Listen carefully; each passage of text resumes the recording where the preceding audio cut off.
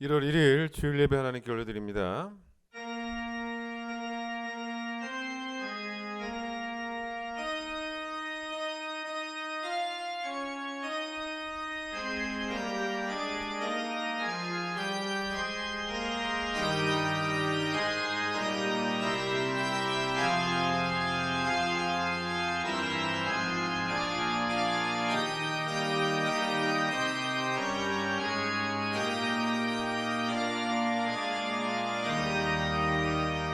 할렐루야. 우리 하나님을 찬양하는 일이 선함이요 찬송하는 일이 아름답고 마땅하도다. 대대로 주께서 행하신 일을 크게 찬양하며 주의 능한 일을 선포하리로다. 해 돋는 데에서부터 해 지는 데까지 여호와의 이름이 찬양을 받으시리로다. 아멘.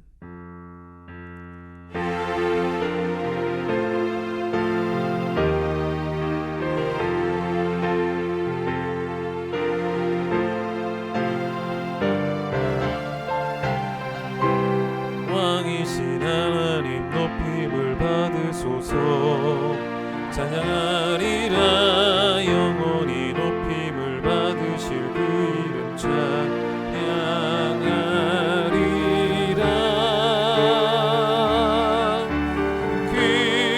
그리스도 진리로 다스리네. 기뻐하라 온 땅이여 찬양하라. 거룩하신 그 이름 높이리라. 거룩하신 그 이름 높이리라. 시간 우리 주를 고백합니다.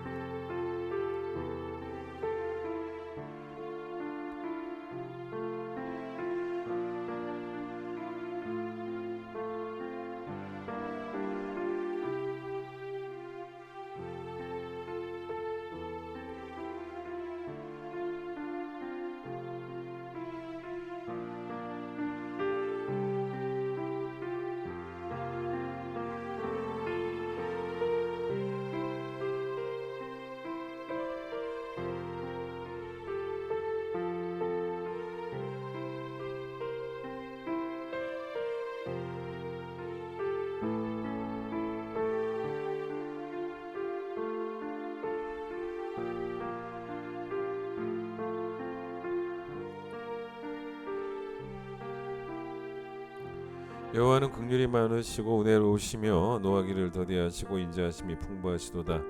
우리의 죄를 따라 우리를 처벌하지는 아니하시며 우리의 죄악을 따라 우리에게 그대로 갚지는 아니하셨으니 동이 서에서 먼 것 같이 우리의 죄가를 우리에게서 멀리 옮기셨느니라. 아멘. 신앙 고백합니다. 나는 전능하신 아버지 하나님 천지의 창조주를 믿습니다. 나는 그의 유일하신 아들 우리 주 예수 그리스도를 믿습니다. 그는 성령으로 잉태되어 동정녀 마리아에게서 나시고 본디오 빌라도에게 고난을 받아 십자가에 못 박혀 죽으시고 장사된 지 사흘 만에 죽은 자 가운데서 다시 살아나셨으며 하늘에 오르시어 전능하신 아버지 하나님 우편에 앉아 계시다가 거기로부터 살아있는 자와 죽은 자를 심판하러 오십니다. 나는 성령을 믿으며 거룩한 공교회와 성도의 교제와 죄를 용서받는 것과 몸의 부활과 영생을 믿습니다. 아멘. 430장입니다.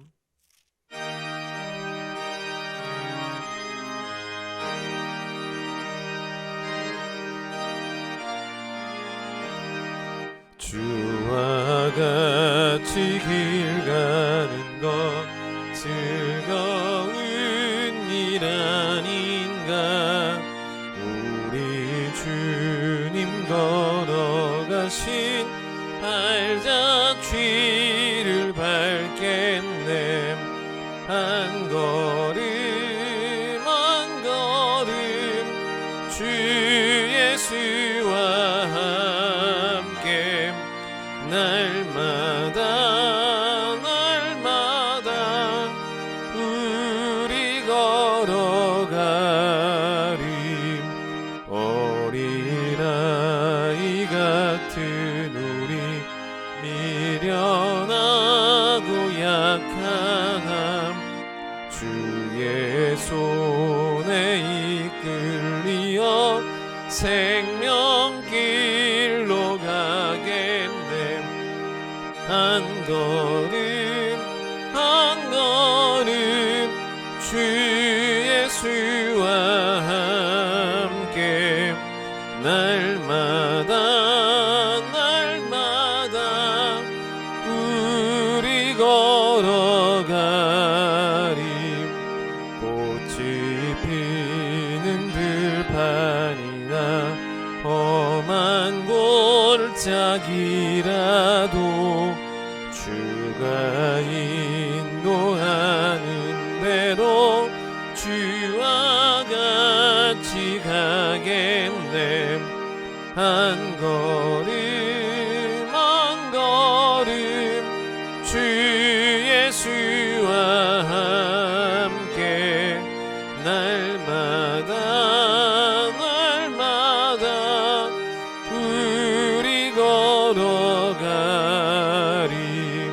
옛 선지자의 녹같이 우리들도 천국에 들려 올라갈 때까지 주와 같이 걷겠네. 한 걸음 한 걸음 주 예수와 함께 날마다 날마다 우리 걸어가리. 시편 65편 전체를 읽겠습니다. 시편 65편입니다. 하나님이여, 찬송이 주를 시온에서 주를 기다리오며 사람이 서원을 주께 이행하리이다. 기도를 들으시는 주여, 모든 육체가 주께 나아오리이다. 죄악이 나를 이겼사오니 우리의 허물을 주께서 사하시리이다. 주께서 택하시고 가까이 오게 하사 주의 뜰에 살게 하신 사람은 복이 있나이다. 우리가 주의 집 곧 주의 성전의 아름다움으로 만족하리이다. 우리 구원의 하나님이시여, 땅의 모든 끝과 먼 바다에 있는 자가 의지할 주께서 의를 따라 어미하는 일로 우리에게 응답하시리이다. 주는 주의 힘으로 산을 세우시며 권능으로 띠를 띠시며 바다의 설렘과 물결의 흔들림과 만민의 소요까지 진정하시나이다. 땅끝에 사는 자가 주의 징조를 두려워하나이다. 주께서 아침 되는 것과 저녁 되는 것을 즐거워하게 하시며 땅을 돌보사 물을 대어 심히 윤택하게 하시며 하나님의 강에 물이 가득하게 하시고 이같이 땅을 예비하신 후에 그들에게 곡식을 주시나이다.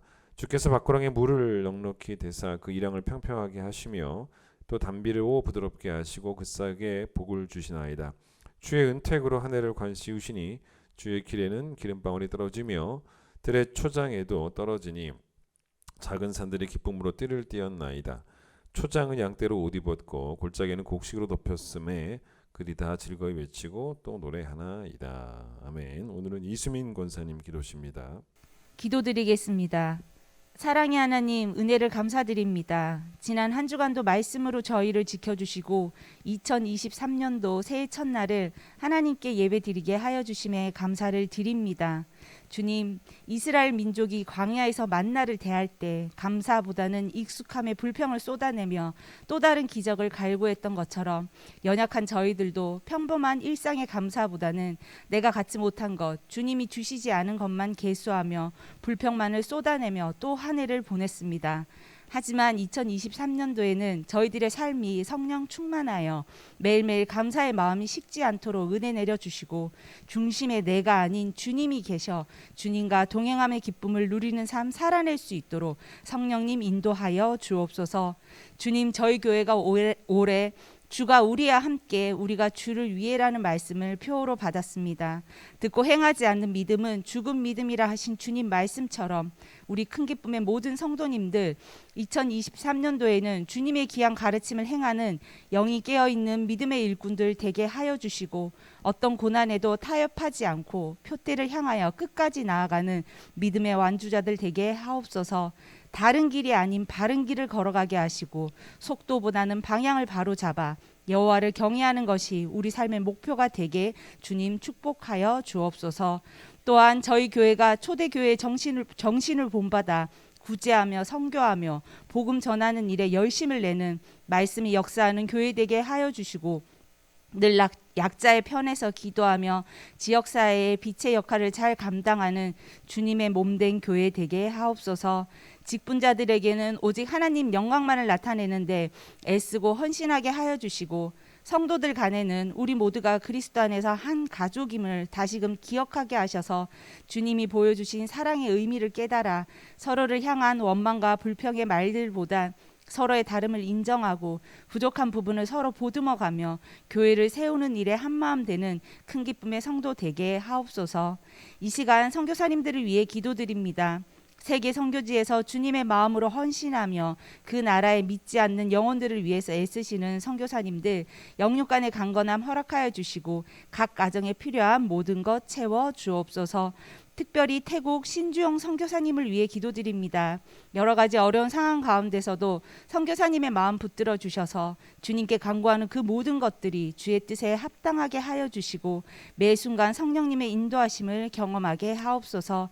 함께 생활하는 가족들에게도 동일한 은혜 내려주셔서 그들의 간구와 기도에도 응답하여 주시고 매 순간 몸과 마음의 평안 누릴 수 있도록 성령님 인도하여 주옵소서.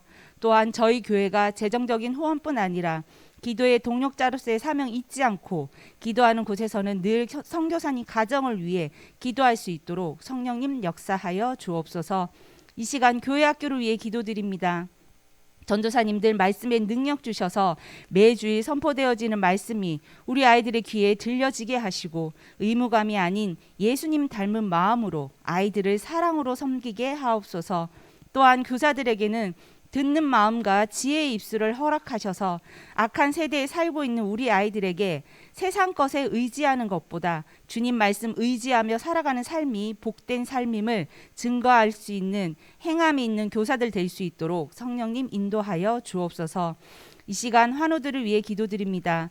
몸이 아파 예배 자리에 오지 못한 성도님들 그리고 아픈 몸으로 주님의 위로를 구하며 예배의 자리에 나온 성도님들 그들의 마음을 주께서 위로하여 주시고 비록 몸과 마음은 힘들고 어려울지라도 하나님의 넘치는 사랑으로 심령이 부요해져 모든 상황을 주관하고 인도하실 주님을 신뢰하며 주님만 바라볼 수 있는 넉넉한 믿음 허락하옵소서. 목사님 대신방 중에 계십니다. 비록 영하의 날씨로 육신은 추울지라도 신방 받는 그곳에는 따스한 주님의 사랑이 흘러넘치게 하여 주시고 그 가정에 꼭 필요한 말씀이 선포되어질 수 있도록 성령님 임재하여 주옵소서. 이제 말씀을 듣습니다. 말씀 전하시는 목사님 영육간의 강건함 허락하여 주시고 귀한 말씀 선포되어질 때 성령님 함께 하셔서 전하는 자나 듣는 자 모두에게 귀한 은혜의 시간 되게 하옵소서. 예배를 위해 여러 모양으로 애쓴 손길들이 있습니다. 주께서 그 마음과 헌신을 기억하여 주시고 축복하여 주옵소서. 정성껏 준비한 성가대의 찬양을 주님 기뻐 받아주실 줄 믿으며 십자가에서 죽기까지 우리를 사랑하신 예수님 이름으로 기도드렸습니다. 아멘.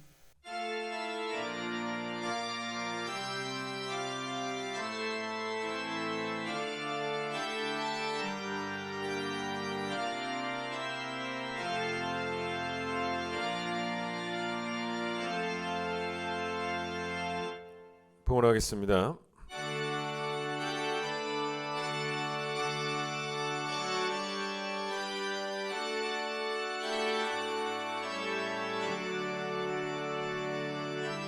내게 있는 모든 것은 아낌없이 드리네. 사랑하고 의지하며 주만 따라 살리라. 주께 드리네. 주께 드리네.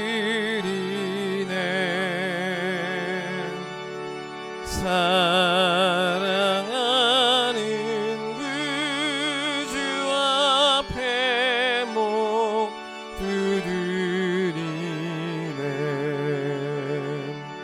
아멘. 2020 2년 주의 은혜로 살아왔고 또 2023년을 새롭게 시작하게 하심을 감사합니다.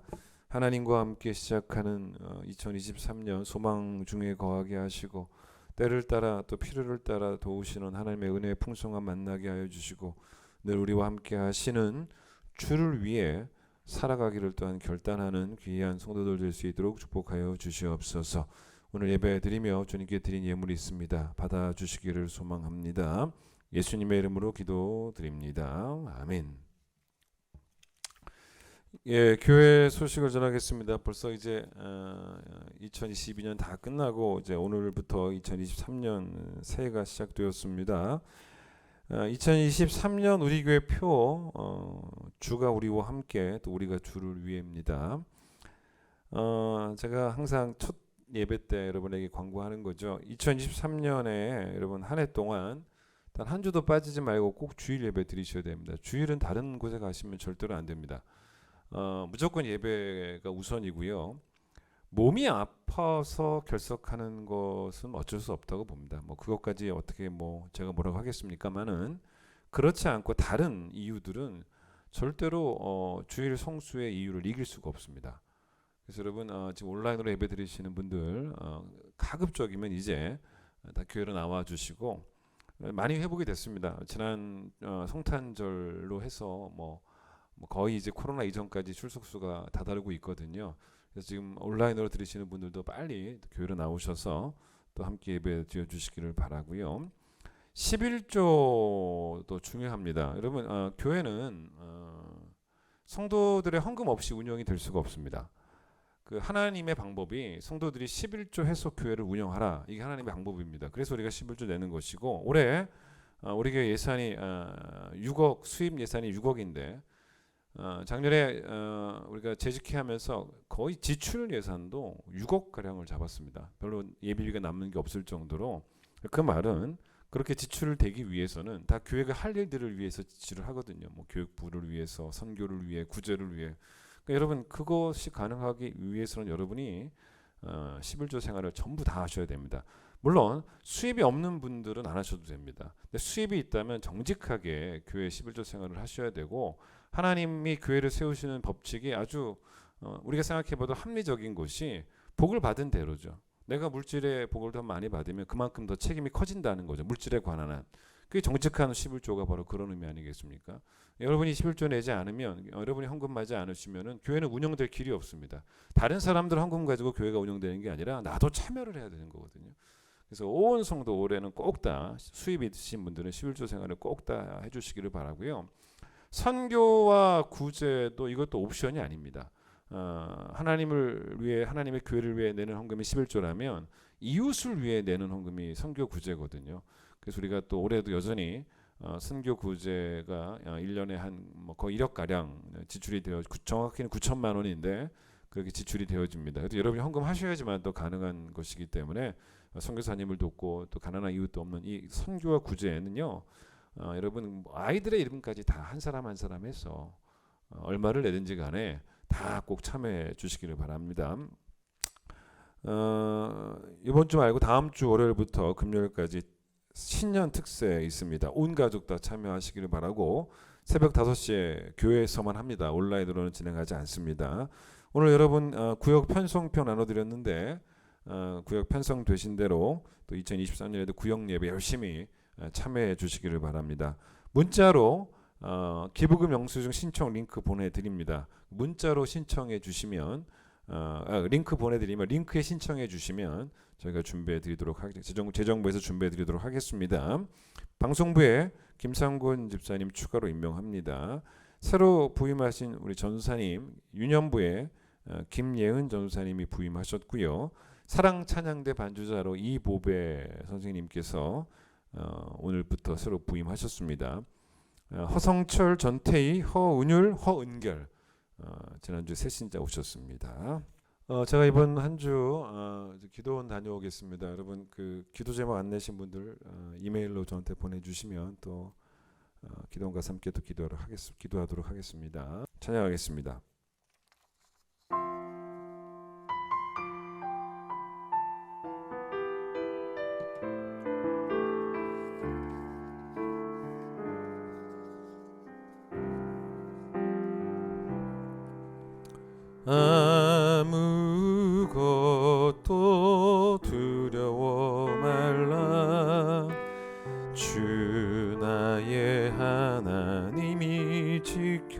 지켜주시네.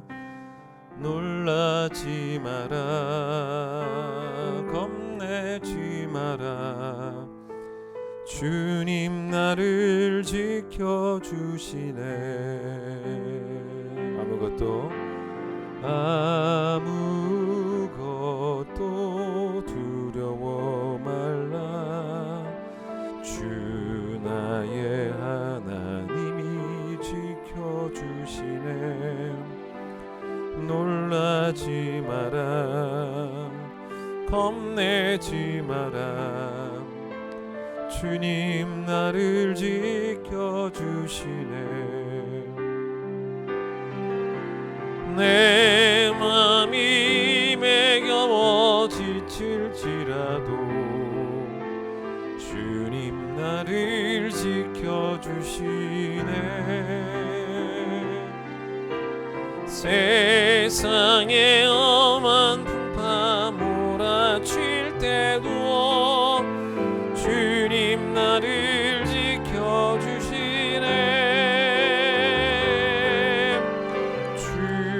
주님은 나의 산성, 주님은 나의 요새, 주님은 나의 소망, 나의 힘이 되신 여호와. 시편 33편 1절에 이런 말씀이 나오거든요. 너희 의인들아 여호와를 즐거워하라, 찬송은 정직한 자들이 마땅히 할 바로다 라는 말씀이 나옵니다. 그러니까 성도에게 찬송은 해도 그만 안 해도 그만이 선택사항이 아니고 꼭 해야 되는, 마땅히 해야 하는 일이라는 거죠. 여러분 예를 들어서 사람이 옷을 입을 때 어울리지 않은 옷이 있지 않습니까? 사람마다. 아니면 상황에 또 맞지 않는 그런 옷도 있을 수 있고요. 저 같은 경우는 옷 얘기는 아닌데 모자, 캡 있는 모자 있지 않습니까? 정말 안 어울립니다. 그러니까 식구들도 제가 그런 모자를 쓰면 멋있다는 말 한마디도 안 해주고 빨리 벗으라고 말하고요. 제일 크게 웃는 사람이 저희 아내입니다. 무척 기분 나빠요. 파주에서 겨울을 살고 있는 우리가 파주에서 입던 겨울옷을 입고 그 같은 날 서울에 올라가면 무척 창피합니다. 서울의 온도가 파주보다 조금 더 따뜻하기 때문에 서울의 온도와 맞지 않으니까 우리만 막 두꺼운 옷 입고 있는 그런 느낌이 들 정도로 그게 잘 상황에 안 맞는 옷인 거죠. 이사야 61장 3절에 보면 찬송의 옷으로 그 근심을 대신하고, 그러니까 성도는 근심의 옷을 입고 있으면 안 된다는 거예요. 어울리지 않는다는 것입니다. 빨리 찬송의 옷으로 갈아입어야 된다는 거예요. 그래서 성경은 찬송은 성도의 마땅히 할 바다라고 표현을 했는데, 마찬가지로 성도에게 있어서 또 하나의 마땅한 바는 바로 뭐냐면 기도입니다. 기도. 왜 기도하지 않는가라고 누군가 여러분에게 질문할 때 여러분 어떻게 대답을 하십니까? 기도해야 되는 거는 알기는 아는데 너무 바빠서 기도할 시간마저 없이 바빠서 기도를 못하고 있다라고 대답하는 분들은 사실은 기도가 뭔지를 모르는 분들이죠. 거짓말입니다. 여러분 이런 예를 한번 들어보세요. 물에 빠진 사람이 있는데 뭘 해야 됩니까? 구해달라고 부르짖어야 돼요. 길 가는 사람들에게 좀 구해달라고 부르짖어야 됩니다. 그런데 부르짖어야 되는데 시간이 없어서 말이 안 되잖아요. 바빠서 부르짖지 않는다는 것은 말이 안 되지 않습니까? 여러분 예수님이 우리에게 기도를 가르쳐 주실 때 하나님을 어떻게 부르라고 가르쳐 주셨냐면 하늘에 계신 우리 아버지라고 부르라고. 아버지가 필요 없는 어린 자녀는 없습니다. 우리가 평생 하나님 앞에서 어린아이로 살아가는 것 뿐인데 보통 여러분 부모들이 어떻습니까? 아이가 어려서 스스로 아무것도 못할 때 부모가 다 해줍니다. 옷도 챙겨주고 옷도 입혀주고 밥도 먹여주고 업고 가고 그렇습니다. 근데 아이가 자라면서 이제 스스로 할 수 있는 것들이 생길 때 부모는 그걸 막지 않아요. 그러면 안 된다고 말하지 않습니다. 오히려 부모는 그걸 자랑스러워하고 사람들을 만나면 또 오히려 우리 애가 이제는 혼자서 다 할 줄 안다라고 막 자랑을 합니다. 그런 독립심을 무척 부모들은 대견스럽게 여깁니다.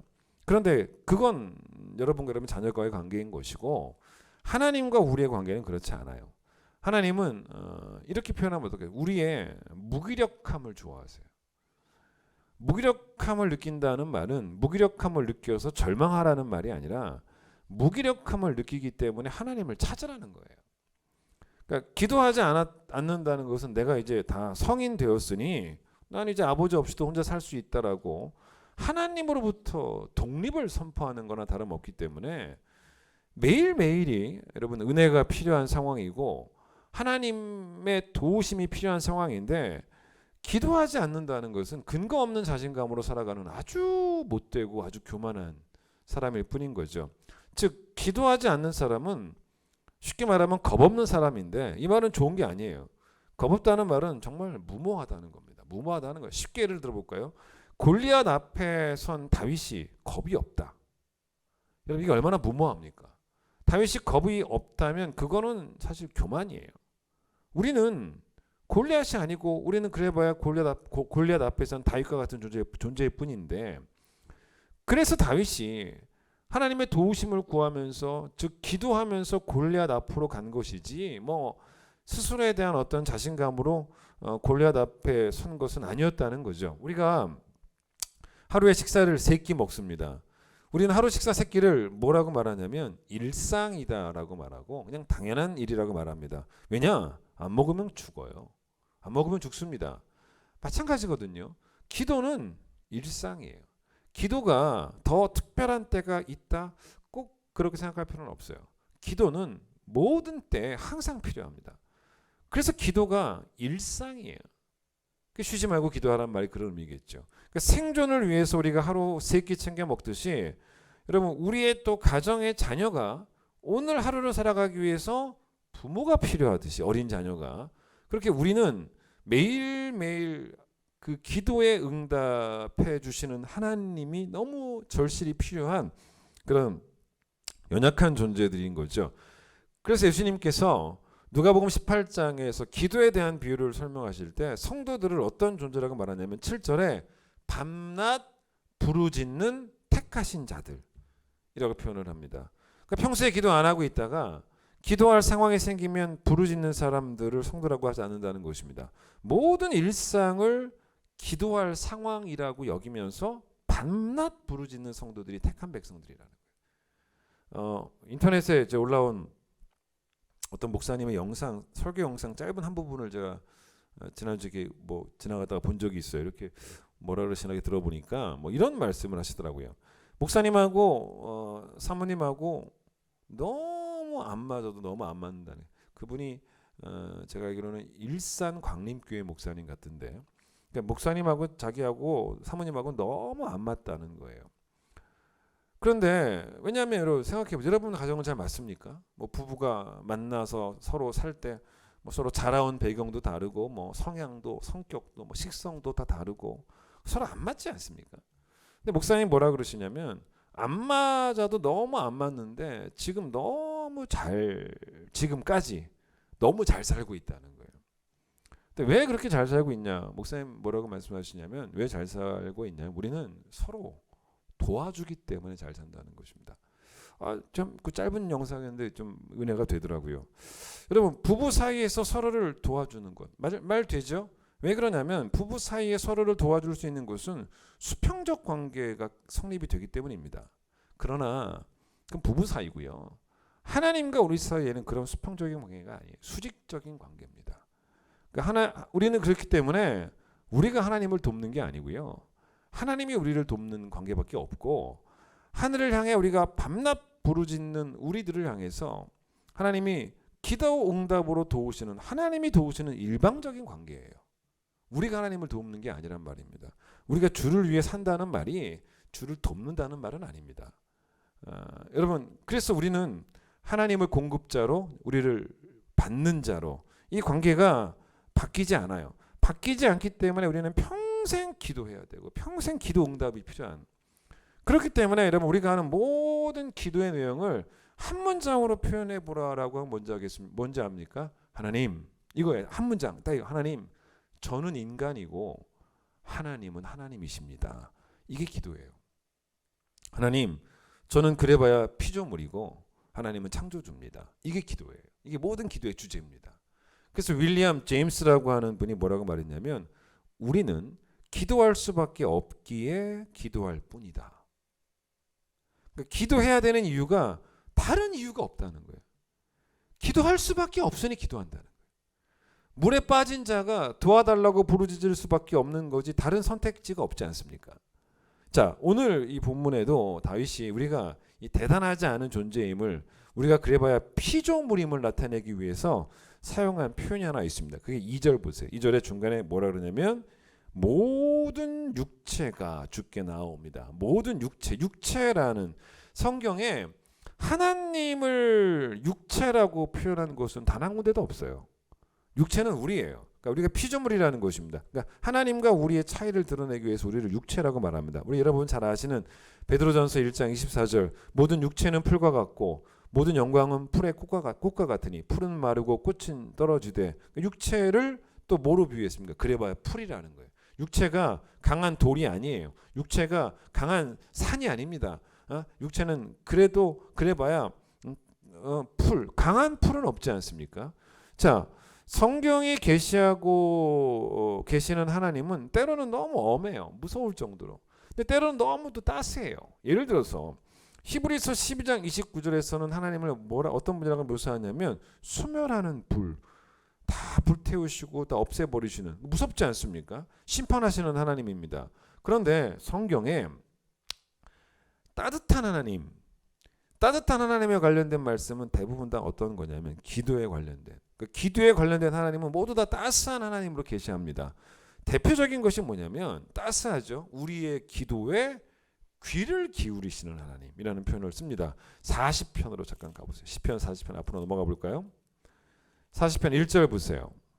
다윗의 시죠. 오늘 시편 65편도 다윗이고 40편 1절 제가 읽겠습니다. 내가 여호와를 기다리고 기다렸더니 귀를 기울이사 나의 부르짖음을 들으셨도다 라고 이렇게 말을 하고 있으면서 하나님을 귀를 기울이시는 하나님. 자, 이런 예를 들어볼까요? 거실에 아내가 있어요.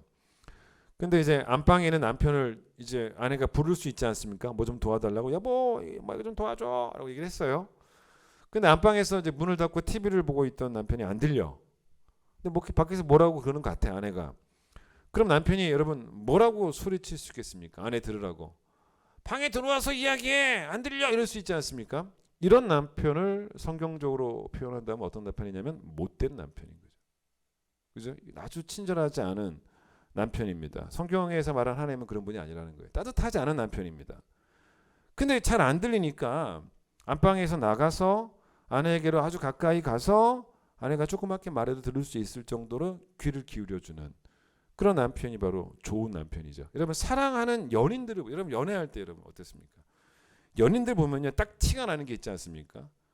싸웠나 안 싸웠나 딱 티가 납니다. 그게 바로 뭡니까? 물리적 거리가 딱 생겨요. 그래서 서로 너무 사랑하면요 뭐 무슨 말만 해도 들으려고 몸을 그쪽으로 기울여 줍니다. 뭐라고? 이렇게 기울여 줍니다. 그 기울여 줌을 사랑이라고 하지 않습니까? 그런데 이제 서로 싸우면 뭐 멀찌감치 떨어져서 가기도 하고 뭐 그러지 않습니까? 멀리 계신 하나님께 제발 나의 부르짖음을 좀 들어주세요라고 외치는 게 우리의 기도가 아니라는 거예요. 하나님이 안 듣고 계시니 좀 듣게 하시려고 막 우리가 크게 부르짖어야지만 들으시는, 그게 아니라 우리가 부르짖을 때 하나님은 우리 쪽으로 찾아오셔서 몸을 기울이신다. 우리 기도를 들어주시려고, 들으시려고. 그렇게 따뜻한 하나님이라는 것이고, 그래서 40편 1절 다시 여호와를 기다리고 기다렸더니라는 말도 그러면 좀 빨리 좀 해주시지, 그건 아니에요.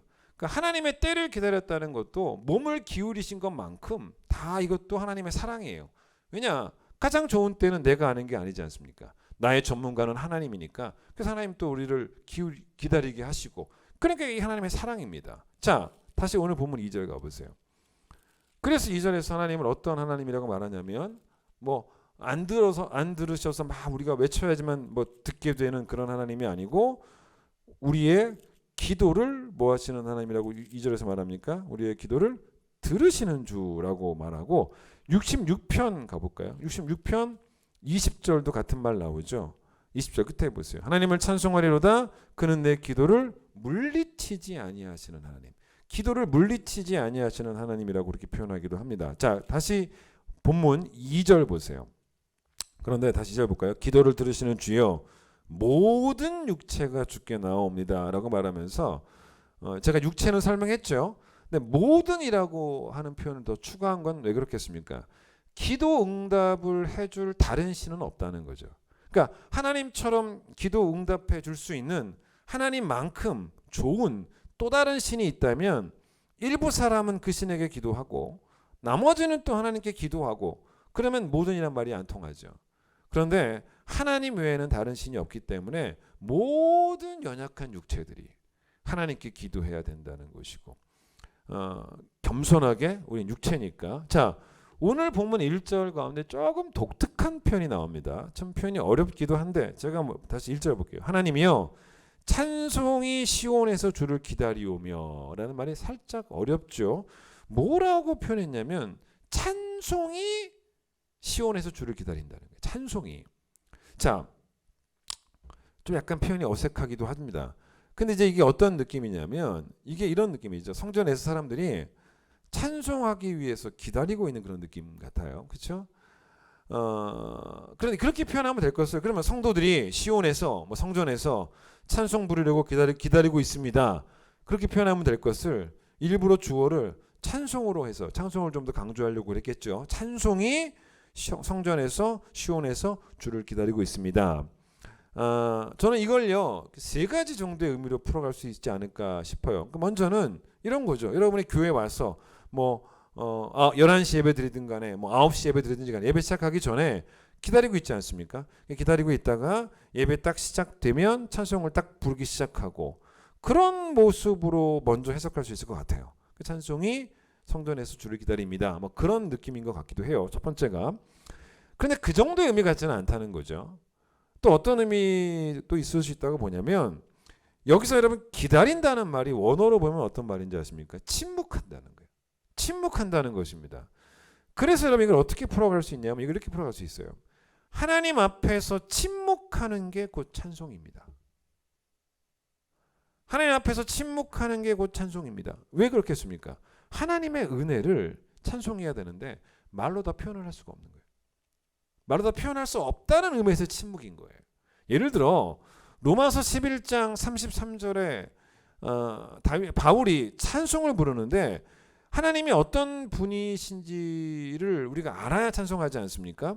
그런데 거기에는 하나님이 어떤 분이셔서 찬송을 받으셔야 됩니다라고 고백하지 않고 뭐라고 바울이 고백하냐면 찬송하리로다라고 하면서 하나님은 이런 분이십니다라고 말하지 않고 깊도다. 그러니까 이 한마디가 찬송이 된 거예요. 그러니까 깊도다 하나님의 지혜와 지식이 부유하며 그의 길은 찾을 수가 없고 막 그런 말을 합니다. 그러니까 너무 많고 우리가 알기 너무 많은 거예요. 우리가 알기 너무 깊은 거예요. 너무 높은 거예요. 너무 넓은 거예요. 말로 표현할 수가 없어요. 우리가 다 모르니까. 그래서 그게 찬송 아닙니까? 그래서 뭡니까? 깊도다. 그러니까 여러분 깊도다 한마디만 딱 했다면 그게 뭡니까? 하나님을 향한 침묵이 나의 찬송인 거죠. 그런 의미로 볼 수 있다는 거죠. 그런데 세 번째 의미까지 같이 한번 세 번째 의미도 생각해 볼 수 있지 않을까 싶어요.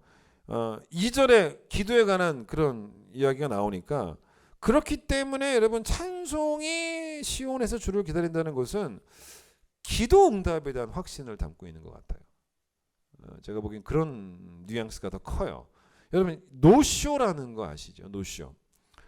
약속했는데 나타나지 않는 걸 노쇼라고 합니다. 주로 대표적으로 식당이 그렇죠. 근데 여러분 이제 식당 예약 같은 경우는 돈을 미리 보통 안 내지 않습니까? 근데 요즘은요 이 노쇼가 많으니까 미리 돈을 받는 경우도 그러니까 일부를 받는 그런 그 식당들도 있어요.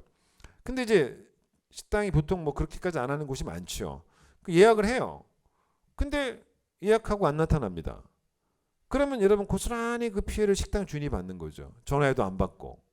자, 단체 손님을 예약을 했단 말입니다. 그래서 다른 손님들은 안 받았어요. 또 그분들 왜 음식을 다 준비해놔서 다 차려놨어. 안 나타나. 그럼 큰일 나는 거 아니겠습니까? 가게에 다른 손님도 이제 없고 왜냐하면 안 받았으니까. 얼마나 큰 피해를 당합니까? 그래서 요즘은 이 노쇼 페널티도 많이 생겼어요. 미리 돈 어느 정도 내게 하고 안 오면 안 돌려주는 거죠. 그런 것도 있어요. 우리나라 사람들이 포르투갈 축구 선수 호날두를 무척 싫어합니다. 왜 그러냐면 이 사람이 노쇼의 전문가이기 때문에 국민적인 반감이 있어요. 이번에 월드컵 할 때 보면요, 각 채널의 그 아나운서들도 호날두에 대해서는 좋은 얘기 하나도 안 하더라고요. 그러니까 우리나라가 왜 그랬냐면 2019년 그 7월에 그 호날두가 소속돼 있던 유벤투스라는 팀이 있었는데 그 팀이 우리나라 와서 K리그 올스타와 친선 경기를 한 적이 있었습니다. 근데 이 경기 계약 조건이 호날두가 어느 정도 좀 뛰는, 왜냐면 호날두가 가장 인기 있는 스타니까 호날두 보러 많이 올 테니까 호날두가 뛰어야 될 거 아니겠습니까? 그런 계약 조건이 있었단 말입니다. 그러니까 우리나라 축구 좋아하는 사람들 호날두 보고 싶어가지고 막 비싼 티켓 뭐 1인석 중에 제일 비싼 건 한 40만 원 했다고 하더라고요. 다 팔렸어요. 상암 경기장 6만 명이 꽉 찼습니다. 호날두 보려고 온 거죠. 근데 그날 일단 또 유벤투스가 경기장에 또 늦게 도착을 했어요. 원래 시간이 8시인데 1시간 늦게 경기가 시작이 되었습니다. 그것도 사실 화날 만한 일이죠. 그래도 뭐 관중들이 1시간 기다려도 호날두만 본다면, 뭐 호날두가 뛰는 거만 본다면 뭐 그냥 뭐 참아줄 수 있죠. 근데 호날두가요, 경기 내내 벤치에만 앉아 있습니다. 1분도 안 뛰어요. 사람들이 막 화가 나서 막판이 돼도 호날두가 안 나오니까 사람들이 막 이제 다 같이 막 호날두 막 이렇게 외쳐요. 나오라고. 그래도 안 나와. 다 끝나가는데 안 나와요. 그 사람들이 막 그때부터 화가 나서 뭐라고 외쳤는지 아십니까? 메시 막 그러기 시작했어요. 너무 화가 나가지고 호날두에 대한 분노를 표출한 거죠. 그게 바로 뭐냐면 노쇼예요. 노쇼. 안 나타난 거예요.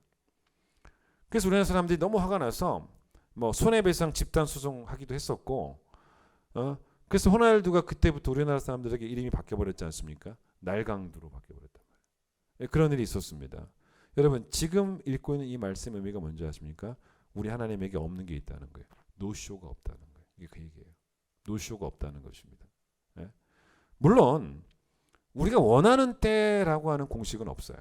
그러나 하나님의 때에 우리의 기도에 응답을 하신다는 게 이거예요. 이게 무슨 이야기냐면, 이게 어떤 의미로 해석이 가능하냐면, 자, 이 시대 왕들이 어떻겠습니까? 다윗은 그 왕에 대해서 잘 알고 있는 사람이니까 왕들이 어땠습니까? 왕이 오기 전까지 왕을 환영하는 악대들이 있지 않겠습니까? 그들이 기다리고 있어요. 기다리고 있다가 왕이 분명히 올 걸 알아요. 그 왕이 있다고 하면 그때 뭐 합니까? 연주를 시작합니다. 노래가 흘러나오기 시작합니다. 그런 의미로 1절을 풀어갈 수 있다는 거예요. 그러니까 하나님은 하나님의 때 빈손으로 안 오시고 기도 응답을 가지고 우리를 반드시 노쇼하지 않고 찾아오신다는 거예요. 그게 1절이에요. 그러니 그 응답의 확신을 내가 믿고 있으니까 그 응답에 대한 감사로 찬양을 부르게 될 줄 확신을 하고 있다. 찬송을 준비하고 있다가 못 부르게 되는 경우는 절대로 없다. 그게 바로 찬송이 시온에서 주를 기다린다라는 의미로 풀어갈 수 있다는 거죠. 여러분, 너무 근사한 표현 아닙니까? 제가 3가지 의미로 한번 생각해 봤는데 다 멋진 의미 같아요. 야곱이 야복 강가에서 하나님의 천사와 씨름을 합니다. 뭐 하나님의 천사가 또 곧 하나님을 상징하기도 했죠. 그런데 그게 기도에 관한 명장면 중 하나입니다. 근데 기도가 바로 뭐라고 할 수 있냐면, 기도는 하나님과의 씨름이라는 거예요. 씨름. 근데 이 하나님과의 씨름에서 이게 하나님을 이긴다는 의미가 사실은 아니에요. 그러니까 지지 않으려는 하나님과 하나님을 또 이겨내려는 내가 누가 이기나 보자 식의 씨름이 우리의 기도라고 볼 수는 없는 거죠. 기도는 여러분 사실 그렇게 하나님을 향해 무례할 수가 없습니다. 그 무례한 겁니다. 하나님이 이기나 내가 이기나 한번 두고 보자, 이런 식의 기도는 존재하지 않습니다. 여러분, 야곱은 야복 강가에서 날이 새도록 하나님의 천사와 씨름을 하지 않습니까? 그때 이제 이 천사가 야곱의 한도뼈를 딱 칩니다. 뼈가 어긋나. 이런 뼈가 어긋나면 당연히 붙잡는 힘도 줄어들 수밖에 없어요. 그래도 안 나요. 안 놓습니다. 밤새도록. 그때 야곱이 했던 말이 뭐였는지 아십니까? 당신이 내게 축복하지 않으면 가지 못하게 하겠다. 이게 씨름이었어요. 근데 이렇게 말하지 않았지 않습니까? 내가 원하는 거 다 해주시지 않으면 못 갑니다. 이런 식의 씨름은 아니었다는 거죠. 그건 잘못된 씨름이에요. 내가 원하는 거 지금 내놓지 않으면 못 갑니다. 그게 아니었다는 거예요. 내게 복 주시지 않으면, 그 말이 뭔지 아십니까? 내가 지금 연약한데 나 혼자 못 사는데 하나님 도와주시지 않으면 기도응답 없으면 나는 죽을 수밖에 없으니 나를 도와주세요 라는 그런 간절한 매달림으로서의 기도였다는 거죠. 그게 씨름으로서의 기도입니다. 중요한 것은 내가 A를 원했어요. 근데 하나님이 내게 A로 응답해 주시면 그 A를 뭐라고 말하냐면 은혜라고 말하는 거예요. 은혜. 그런데 내가 A를 원하는데 하나님이 B로 응답해 주시면 그 B를 뭐라고 말하냐면 내 기대에 못 미치는 은혜가 아니라 내 기대보다 넘치게 더하신 은혜인 거예요. A든 B든 어떤 응답이든지 간에 받아야 되지 않습니까? 그래서 기도로 붙잡는 것, 하나님 붙잡는 것을 씨름으로서의 기도. 여러분 야곱이 엄마 뱃속에 있을 때부터 씨름하는 걸 좋아했어요. 그래서 그때는 누구랑 싸웠냐면 형이랑 씨름합니다. 형이랑 씨름을 했습니다. 2등 하기 싫어했던 사람이었죠. 그래서 결국 2등 했지 않습니까? 2등 안 하려고 했던 모습이 뭡니까? 형의 발꿈치를 잡고 나왔다는 거예요. 2등 안 하려고. 근데 어쨌든 2등 했어요. 그러니 야곱이라는 이름의 뜻 자체도 발꿈치를 잡았다는 뜻입니다. 그러니 사람들이 그를 야곱아 야곱아 부를 때마다 얼마나 성질이 났겠어요. 발꿈치 잡은 2등 인간. 2등 인간. 너무 기분 나빴을 것입니다. 그렇죠? 분노가 치밀었어요.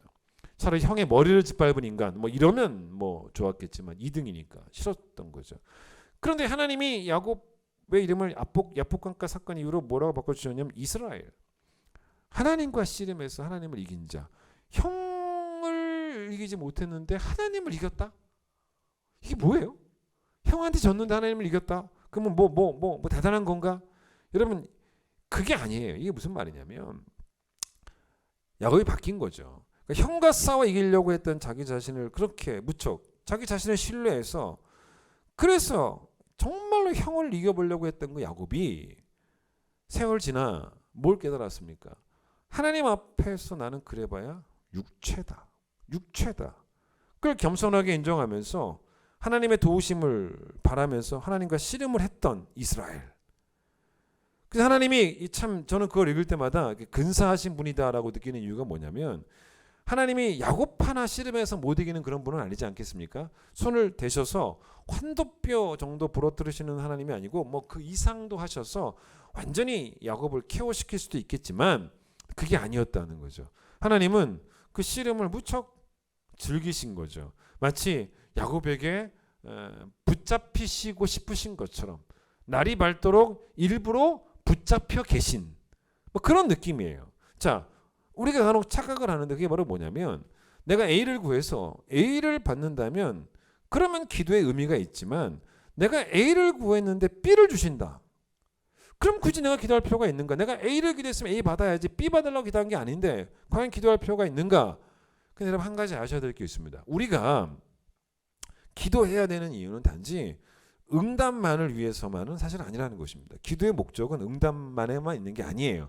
예를 들어 우리가 부르는 찬송 가운데 364장 내 기도하는 그 시간 그때가 가장 즐겁고 가장 귀하고 기도를 되게 귀하게 여기지 않습니까? 이런 가사가 있지 않습니까? 이런 예를 들어 보겠습니다. 간혹 집에서 애들이 자녀들이 부모에게 뭐 좀 사다 달라라고 요구할 때가 있습니다. 뭐 문구점에 가서 뭐 공책을 좀 사다 달라, 편의점 가서 먹을 거 뭐 그거 좀 사다 달라, 뭐 요구할 때가 있습니다.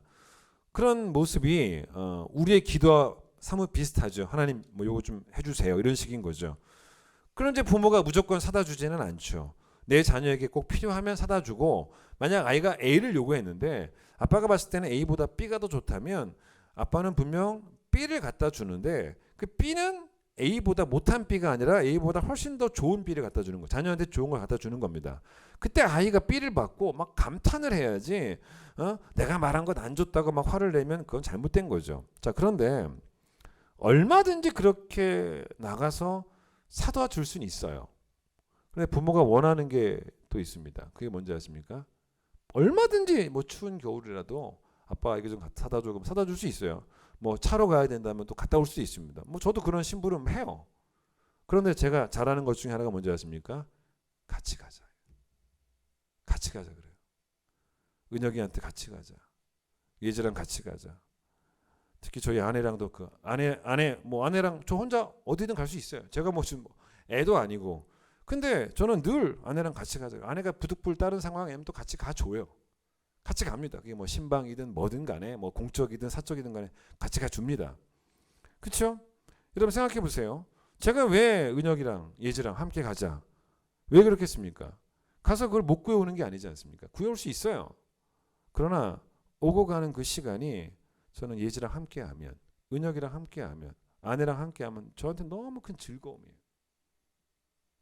그냥 사다 주면 되지 왜 나랑 같이 가려고 하느냐라고 아이들이 투덜댈 수도 있습니다. 하지만 하나님은 그렇지 않다는 거예요. 그 과정을 즐기신다는 것입니다. 그래서 빨리 끝낼 수도 있는 그 씨름을 밤이 새도록 즐기신 거예요. 여러분 우리의 기도는 너무 조급해요. 자꾸 응답만 누리려고 합니다. 그건 결국 뭐냐면 하나님 내게 빨리 좀 기쁨이 되어 달라고, 내게 빨리 기쁨 되어 달라는 요구인 거죠. 물론 하나님은 2023년도에도 여러분에게 아름다운 기도 응답으로 또 시기적절한 기도 응답으로 꼭 필요한 기도 응답으로 여러분의 기쁨이 되어 주실 거예요. 그러나 기도를 뭐라 그랬습니까? 곡조 없는 찬송이라고 말한 이유는 기도는 우리가 하나님을 기쁘시게 해드리는 방법이기도 하다는 거예요. 응답으로 가는 길이 조금 멀 수도 있고 조금 거칠 수도 있고 한참 갈 수도 있어요. 그래도 목적지에 이를 때까지 내가 아이들과 함께 가는 것, 제가 아내와 함께 가는 것, 기도로 주와 함께 걷는다면 그 과정을 하나님이 너무 기뻐하신다는 거죠.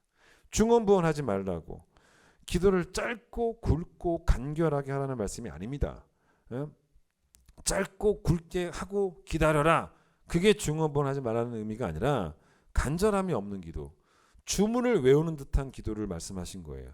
같이 걷는 길에서 우리가 아무리 하나님께 말을 많이 해도 그 말 한마디 한마디가 전부 다 하나님께만 소망을 두고 있는 자의 말이라면 그게 기도잖아요.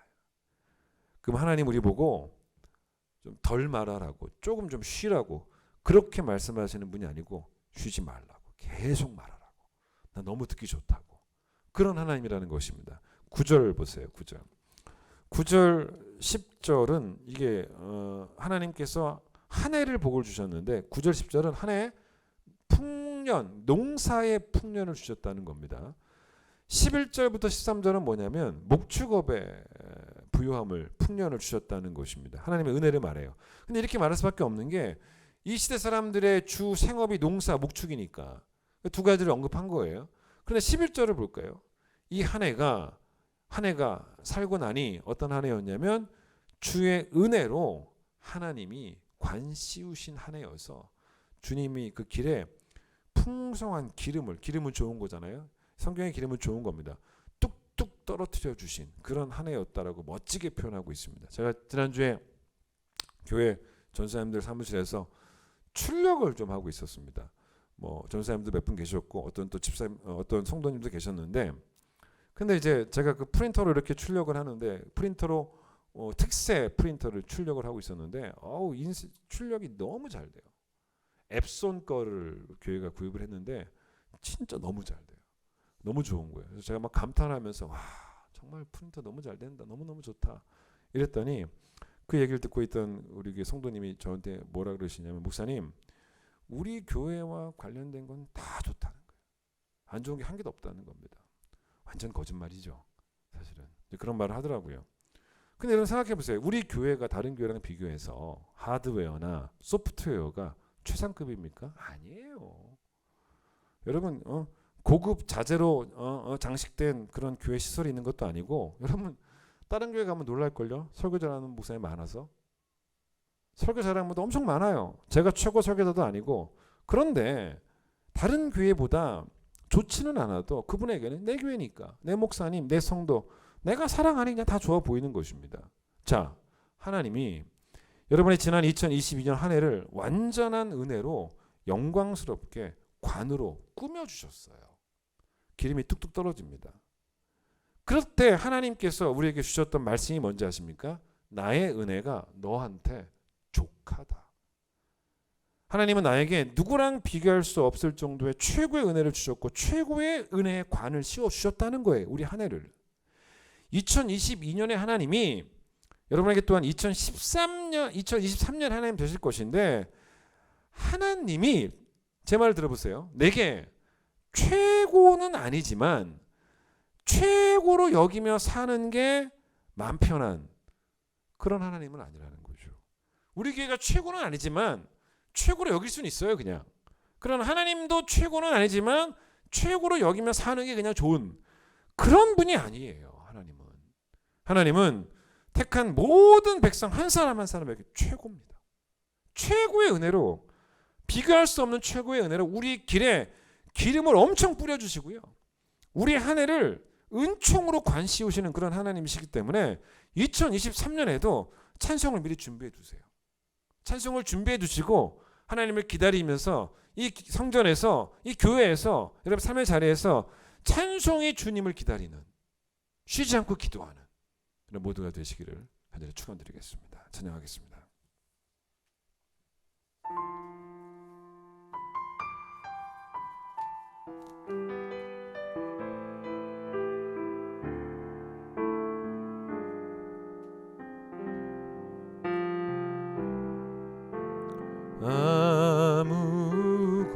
아무것도 두려워 말라. 주 나의 하나님이 지켜주시네. 놀라지 마라, 겁내지 마라. 주님 나를 지켜주시네.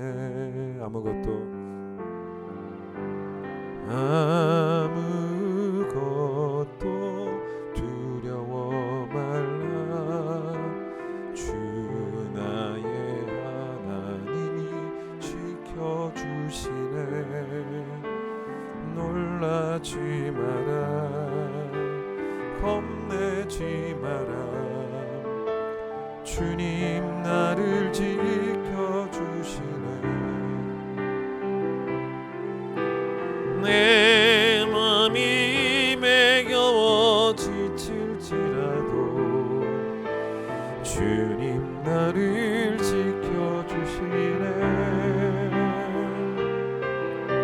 세상에 엄한 풍파 몰아칠 때도 주님 나를 지켜주시네.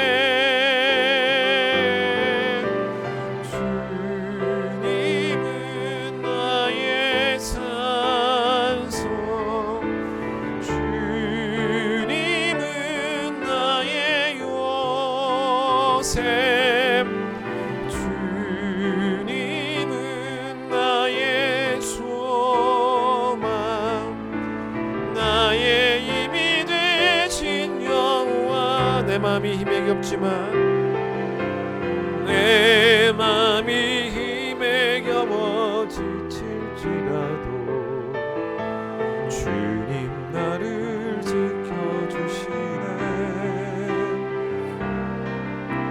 세상에 엄한 풍파 몰아칠 때도 주님 나를 지켜주시네.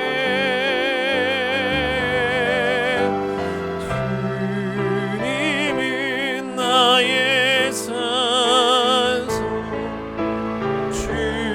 주님은 나의 소생.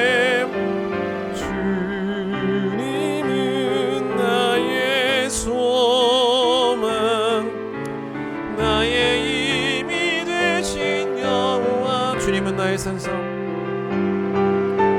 주님은 나의 산성, 주님은 나의 요새, 주님은 나의 소망, 나의 힘이 되신 여호와.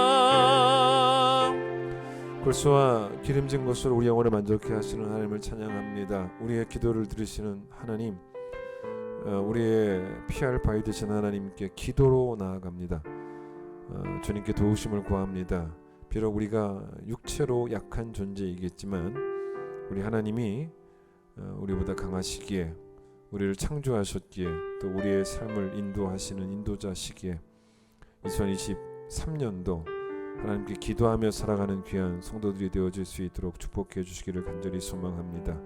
하나님께서 우리 2022년도에 우리 2022년을 관으로 은혜로 관씌워 주시고 우리 걸어가는 길에 주의 기름을 뚝뚝 떨어뜨려 주셔서 풍성하고 또 복된 삶을 살아갔습니다. 하나님이 우리에게 최고는 아니지만 최고로 여기며 살아가는 게 마음 편한 그런 하나님이 아니고 정말 최고이십니다. 나의 은혜가 너에게 족하다 말씀하여 주셨사오니 2022년도 나를 향한 특별한 은혜를 기대하게 하여 주시고 그 은혜를 소망하게 하여 주시고 또 분명히 기도응답 주실 걸 믿고 있기에 또 찬송을 미리 준비하고 부를 준비하고 있는, 그래서 그 은혜를 만나면 찬송하는 우리 모두가 되어지기를 간절히 소망합니다. 2023년에도 우리 큰 기쁨 교회 모든 성도들 주 안에서 평안할 수 있도록 하나님 축복하여 주시옵소서. 이전에 예수님 놀라우신 은혜와 하나님 아버지의 변함없는 사랑과 성령의 역사하심과 교통하심이 오늘 온라인으로 예배드린 모든 성도들이 함께 해주시기를 간절히 축원하옵나이다. 아멘.